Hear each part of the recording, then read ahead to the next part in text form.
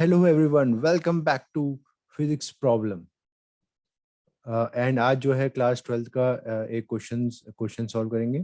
ठीक है, और चैप्टर 1 से है। और क्वेश्चन यहीं मैंने आपको स्टार्टिंग में ही दे दिया है कि फिगर है ये 1.33 shows tract of 3 charge particle in a uniform electrostatic field. Give the sign, give the उनके साइंस बताने और बताना highest charge to mass ratio क्या होगा।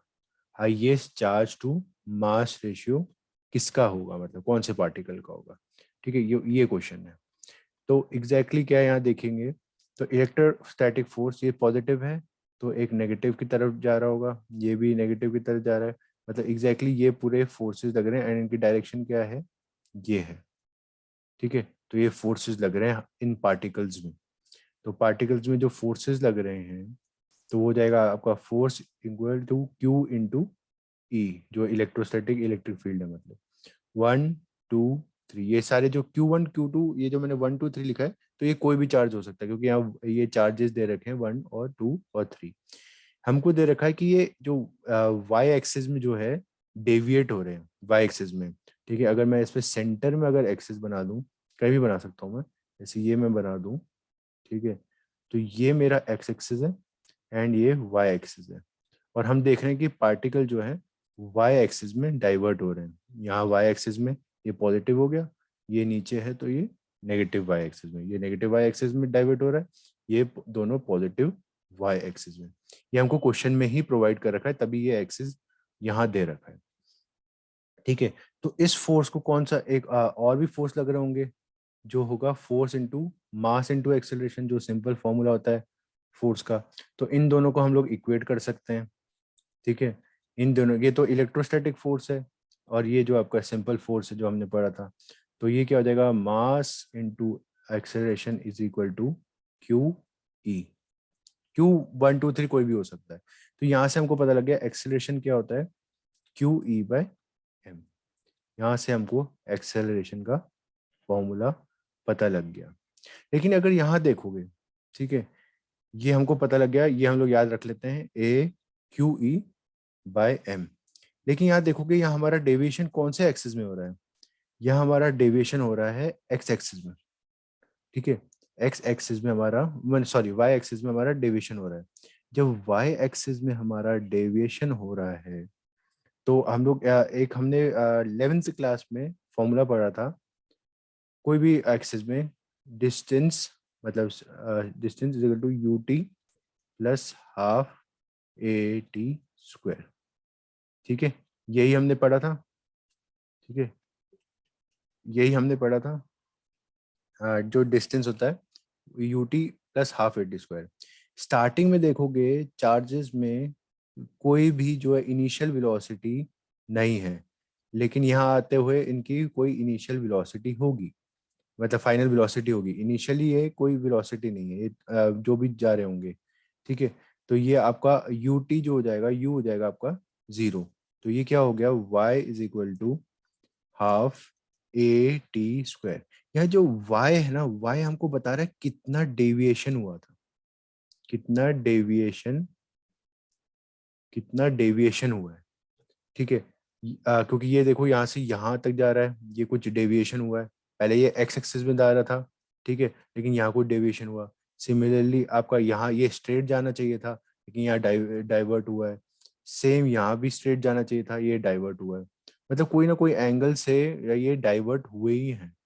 ठीक है, तो हमको यही बताना है कि एग्जैक्टली डेविएशन कितना हुआ है।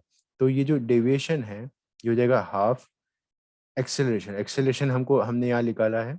ठीक है, ये एक्सेलरेशन है हमारी, तो ये हो जाएगा आपका q E by m t square. ठीक है, अब यहाँ जो देख रहे हो आप, डेविएशन किसके ऊपर डिपेंड कर रहा है, वो डिपेंड कर रहा है चार्ज के ऊपर एंड इस पार्टिकल के मास के ऊपर। क्योंकि हर एक पार्टिकल है, इसका m1 होगा, इसका m2 मास होगा, इसका m3 मास होगा, वैसे इसका कोई चार्ज होगा q1 होगा और इसका q2 होगा एंड इसका q3 होगा। तो हर एक किसी का चार्ज अलग है, हर एक किसी का मास अलग है। तो हमसे पूछा क्या है, give the sign of the 3 charges. हमको 3 चार्जेस के साइन बताने हैं।